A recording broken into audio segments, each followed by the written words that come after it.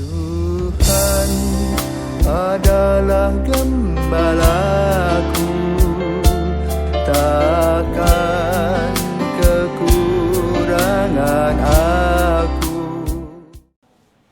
Saudara-saudari yang terkasih di dalam Kristus, selamat pagi.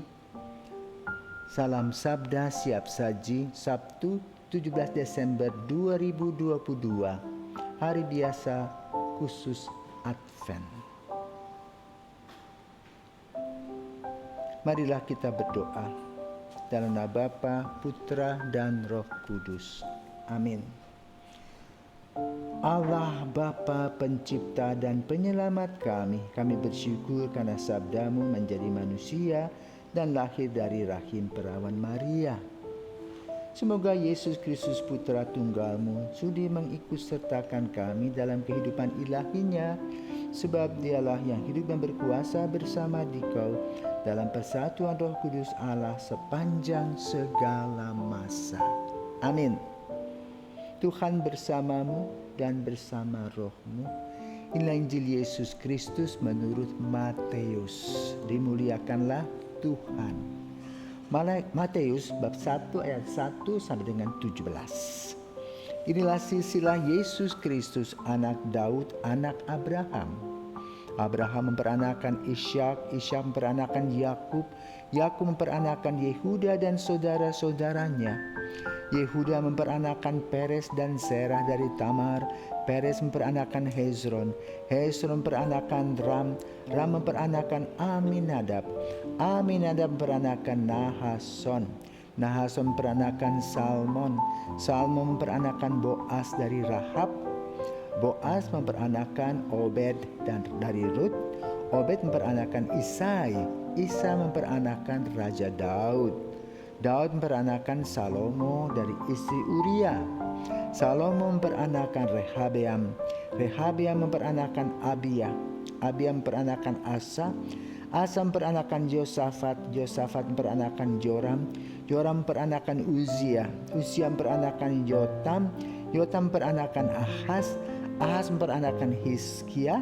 Hizkia memperanakan Manasye. Manasye memperanakan Amon. Amon memperanakan Yosia. Yosia memperanakan Yekonya dan saudara-saudaranya pada waktu pembuangan ke Babel. Sesudah pembuangan ke Babel, Yekonya memperanakan Sealtiel. Sealtiel memperanakan Zerubabel. Zerubabel memperanakan Abihud. Abihud memperanakan Eliakim. Eliakim memperanakan Azor. Azor memperanakan Zadok. Zadok memperanakan Akim. Akim memperanakan Eliud. Eliud memperanakan Matan. Matan memperanakan Yakub. Yakub memperanakan Yusuf suami Maria yang melahirkan Yesus yang disebut Kristus. Jadi seluruhnya ada 14 keturunan dari Abraham sampai Daud. 14 keturunan dari Daud sampai pembuangan ke Babel, dan 14 keturunan dari pembuangan ke Babel sampai Kristus. Demikianlah sabda Tuhan, terpujilah Kristus. Saudara terkasih, Natal semakin dekat, maka kita mulai memasuki masa khusus Advent. Jadi hari ini tanggal 17, 18, 19, 20, 21, 22, 23, 24, 25. Jadi boleh katakan 9 hari sebelum kelahiran Yesus kita peringati. Bagaimana memperingatinya? Kita kembali kepada demografi, kepada silsilah. Siapa sih yang punya silsilah? Orang berada, orang ningrat, atau rakyat jelata? Tentu mulai dengan Abraham. Abraham itu raja yang berangkat dari Ur ke Kaldea, mengembara dengan segala perangkat yang dibawanya, anak belum ada, istri, lalu juga bedinde-bedinde, dayang-dayang, ternak-ternak, pokoknya segerombolan dibawa. Karena dia mempunyai kedudukan. Maka di istana biasanya ada silsilah. Nah, kali ini silsilahnya ada 14 kali 3 berjumlah 42 keturunan. Siapa yang dibahas keturunannya? Yusuf. Maka bukan main-main. Yusuf walaupun sebagai petani, ya, sebagai tukang kayu, dia juga bermartabat. Jangan pikir, wah, dia tidak bisa membayar rumah penginapan atau rumah bersalin ketika isinya lahir. Kok lahirnya di lingkungan kandang. Tetapi justru setelah kita merefleksikannya nanti, ada nilai di balik semua kelahiran Yesus. Allah sorry dia terhadap manusia dan membela yang paling kecil, yang paling susah, yang selalu ditindas. Kita kembali kepada silsilah. Dalam silsilah yang kita perhatikan, ternyata tidak semuanya mulus. Contoh kita lihat, ya, dikatakan Isai memperanakan Raja Daud, Daud memperanakan Salomo dari istri Uria. Nah, persoalan toh dengan istri Uria.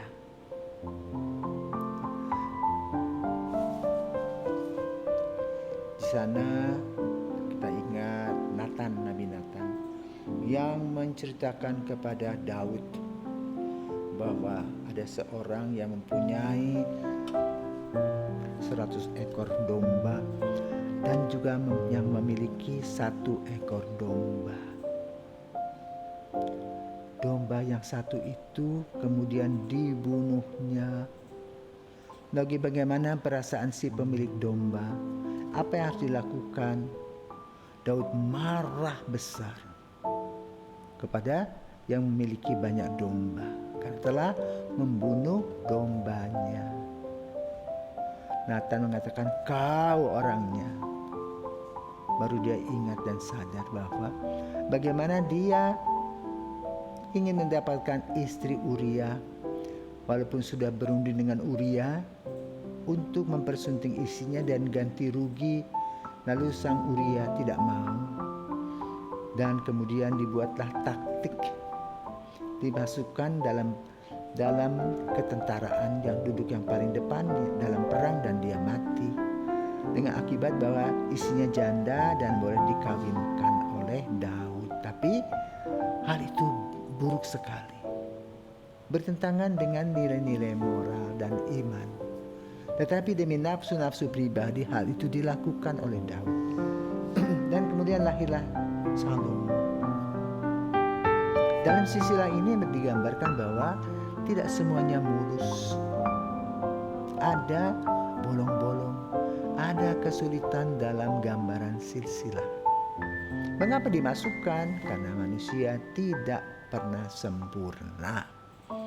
Nah, ketidaksempurnaan inilah yang kita perlu bahas dalam mempersiapkan Natal yang akan kita rayakan 9 hari lagi. Bukan menunjuk orang lain, tetapi memperhatikan 3 telunjuk, 3 jari yang mengarah kepada kita. Jadi kita perlu membersihkan diri. Tidak usah melihat kekurangan orang lain. Tidak usah melihat panci orang lain hitam. Kita punya panci mungkin lebih hitam. Kedalaman diri yang perlu direfleksi. Untuk apa? Agar kita dalam merayakan Natal nanti betul merasa plong, merasa ringan. Karena apa? Kita sudah membenahi diri dan tahu kekurangan-kekurangan kita pribadi. Dan dari kekurangan-kekurangan pribadi itu kita ingin memperbaiki diri melalui penyesalan dan pertobatan. Waktu Tuhan beri, kesempatan ada. Mari kita merefleksikan diri agar anak-anak kita mendapatkan berkat. Karena bagaimanapun juga anak-anak kita adalah darah daging kita sendiri. Kalau kita sibuk mengurusi orang lain, anak-anak kita pun akan sibuk mengurusi orang lain, tidak pernah mengurus dirinya sendiri. Lebih baik membersihkan rumah sendiri daripada menonton orang tetangga membersihkan rumah mereka. Ketika kita membersihkan rumah sendiri, berkeringat sambil olahraga, dan hati kita menjadi tenang. Kenapa? Rumah kita menjadi kinclong kembali. Melalui sakramen taubat kita datang ke ruang pengakuan dan mengatakan tentang kesulitan kita. Dan Yesus menangkapnya dan memberikan jalan keluar, yaitu hidup kita menjadi bersih kembali dengan penuh berkat pengampunan, dan kita menjadi manusia yang baru. Mari, kesempatan ini ada, jangan kita buang-buang. Dan kedua, kita perlu bangga karena kita menjadi pengikut Yesus yang diundang oleh Yesus, sebagaimana Yusuf walaupun bolong-bolong, dia mempunyai tugas yang luar biasa, yaitu menghidupi Yesus yang menjadi anak asuhnya. Karena Yesus adalah putra Bapa, putra Roh Kudus yang kita imani. Yosef yang hari ini disebutkan sebagai tokoh telah memberikan teladan kepada kita semua bagaimana kesetiaan, menerima dengan sukacita dan bekerja keras melaksanakan janji Tuhan yang terurai di dalam diri Yesus melalui Maria. Semoga kita semua diberkati Tuhan. Selamat pagi.